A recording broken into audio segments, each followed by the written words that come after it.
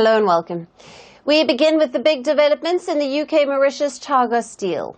After months of uncertainty, US President Donald Trump has finally given his approval for the deal, a step the UK said was essential to moving forward.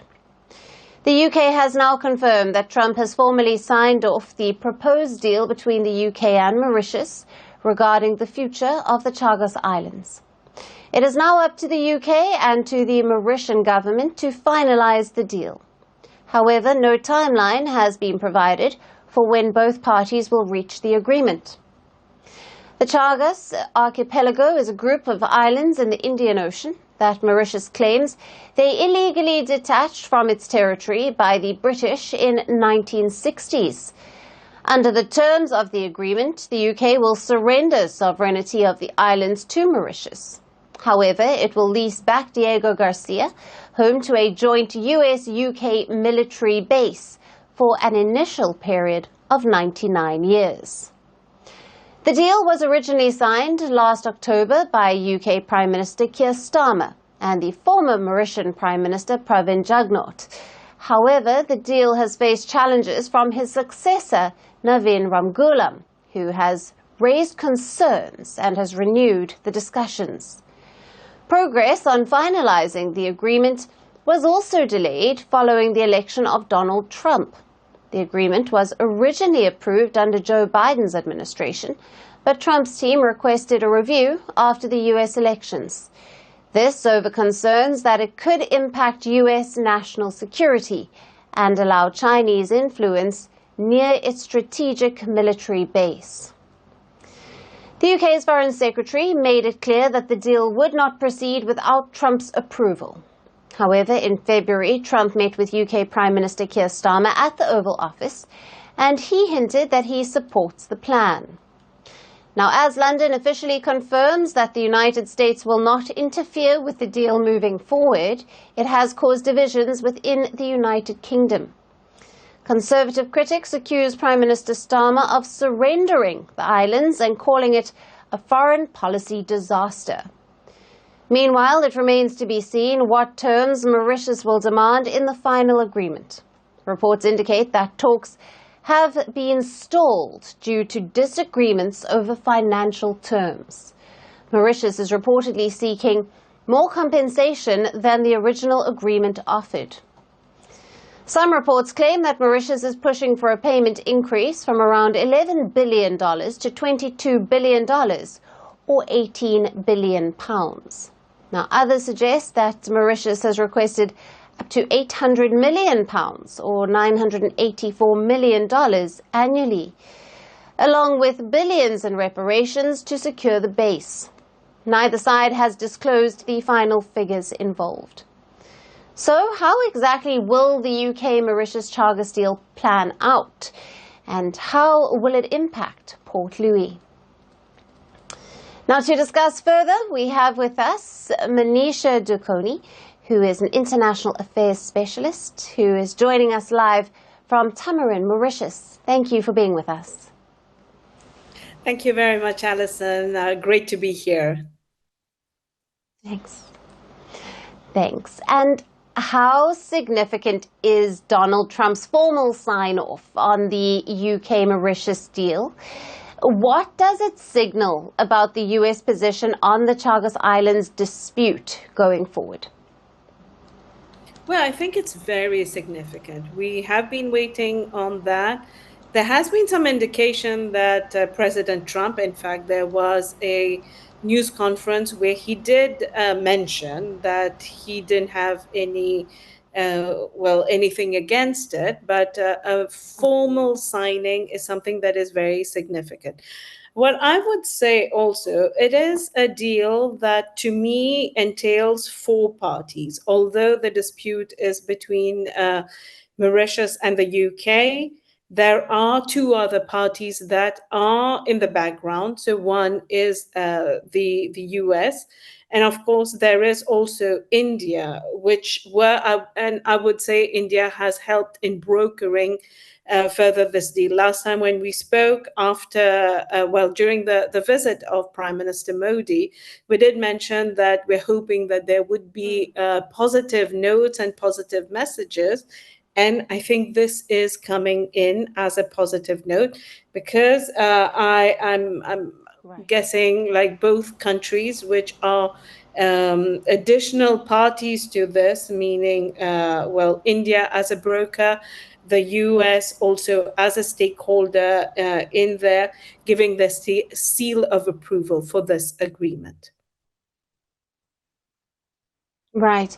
And Manisha, given the strategic importance of Diego Garcia for both the US and the UK, what are the implications of leasing it back under Mauritian sovereignty, particularly in terms of military operations and regional security in the Indo-Pacific?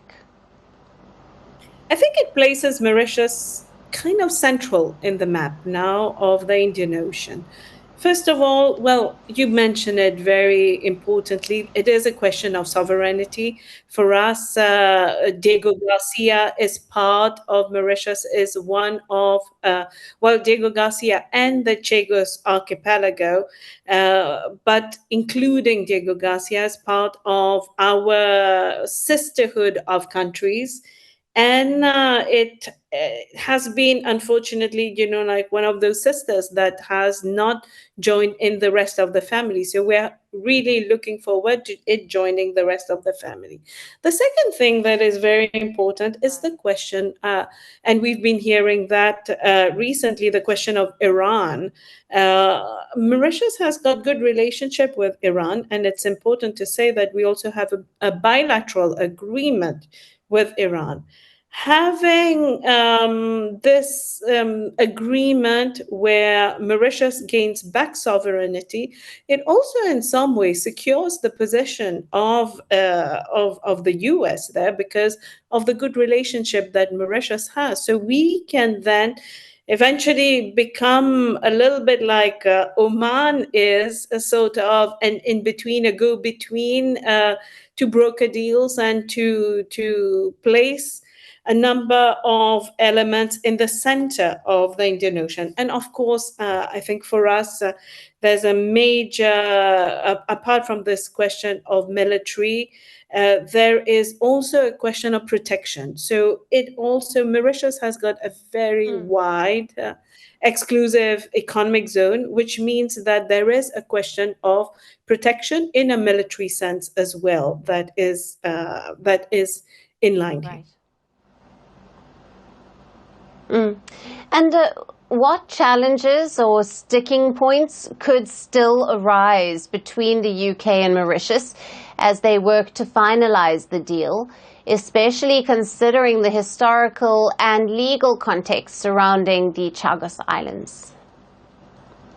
I think the first one, as you mentioned a little bit before, there is a question of revenue and a question of how much, how long, how some of it. I understand the Mauritian party has requested that some of the payment be done in a prepayment type of, upfront in some way.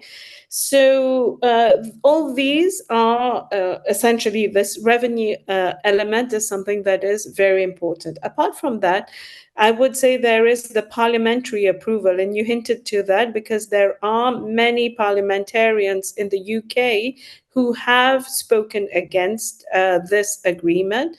However, there is international law that has already in some way already signed it given its sign of approval for it to Mauritius.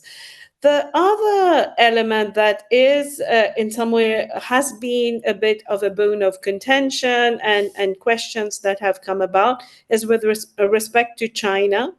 And the suggestion that maybe Mauritius will maybe lease some of the other islands, because apart from Diego Garcia, there's many other islands as well, to perhaps China. However, I think what is important for us to know, the security advisor for Mauritius is from India, and also the fact that we have a very good relationship with China, which is one of the what we call pays de peuplement, meaning one of the countries where the diaspora from Mauritius comes from. Manisha, thank you. It's great to have you on the show. Thanks for being with us. Thank you very much, Alison. Greeting you with aloha and namaste. I love India. Presence, occupation of a territory by another country pertains to India, what we saw in Kashmir. How do you see Trump's America? Yes, the current administration behaves differently from the previous administration.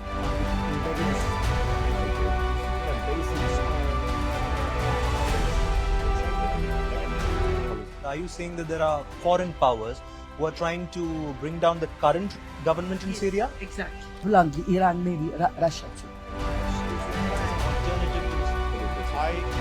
Prime Minister Modi committed to South-South, cooperation. For both sides. Not over 50%. Is Ukraine prepared to pay the price for that peace? No compromises at the cost of territorial integrity and sovereignty.